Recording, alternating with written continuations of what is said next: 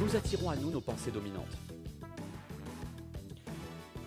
Ce que vous croyez a beaucoup de chances de devenir réalité.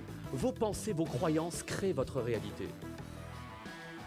Ce sur quoi votre esprit se pose durablement se traduit en réalité pour vous. Si vous pensez que le monde est dur, que le monde est impitoyable, il le sera pour vous.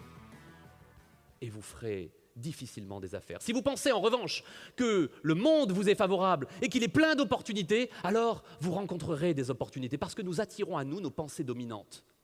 Nos croyances créent notre réalité. L'essentiel de ce qui nous arrive dans la vie est le fruit de notre monde intérieur. Exemple. Vous pensez que vous êtes cher. Vous voulez proposer à une cliente un soin, un traitement pour renforcer sa kératine. Prix du traitement à la bioesthétique, 105 €. Et vous vous dites 105 €, là on dépasse les 100 €, ça fait quand même cher. C'est ce que vous vous dites. Qu'est-ce qui va se passer? Au moment de le proposer à votre cliente, vous allez lui dire « Bon, je vous propose, madame, un soin, un traitement pour renforcer votre kératine. Hein. » Vous allez faire un silence après. Et elle va vous dire « Oui, ça coûte combien ?» Et là, vous allez lui dire bah, « C'est 105 €. » Là, vous allez faire un vrai silence maintenant. Parce qu'il n'y a aucune raison de se taire après avoir annoncé 105 €. Si vous vous taisez, c'est pour une raison. C'est parce que vous attendez le verdict. C'est parce que vous avez peur du verdict. Il n'y a aucune raison de se taire après avoir annoncé le prix, si ce n'est que vous en avez peur et vous vous demandez qu'est-ce qu'elle va dire. Qu'est-ce qu'elle peut dire, la cliente? Elle vient d'entendre 105 €, elle va réagir sur ces 105 € et elle va vous dire 105 €, c'est cher. Et vous allez vous dire je le savais.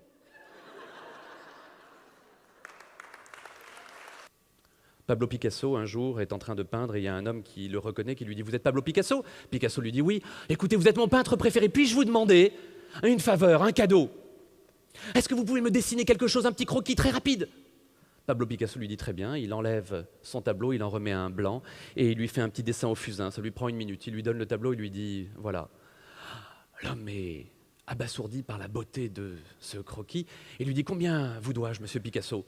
Et Picasso répondra « Ça vous fera 1 million de francs. » Le client proteste, 1 million de francs, 1 million, ça vous a pris 1 minute.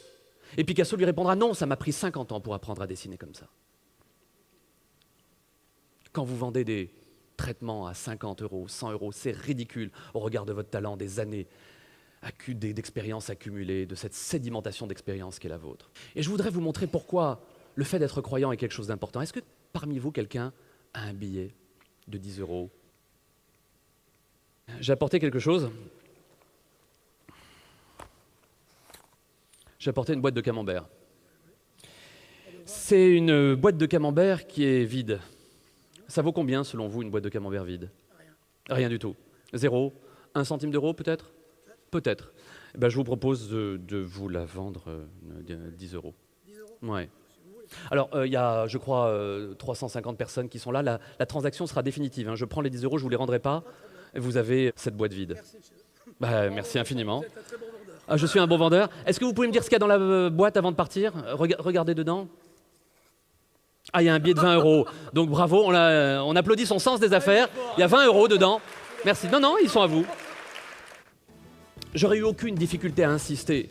J'avais pas peur d'insister, j'avais pas peur de vendre. Pourquoi? Parce que je savais que dans ma boîte, il y avait 20 €. Je lui prenais 10 €, mais je lui en vendais 20. Je lui en donnais 20. Donc, c'est pas une difficulté de vendre. Ma question, c'est quand vous vendez un traitement, un soin qui coûte 100 €, est-ce que vous êtes persuadé que vous en donnez pour 200 € de bonheur à votre client?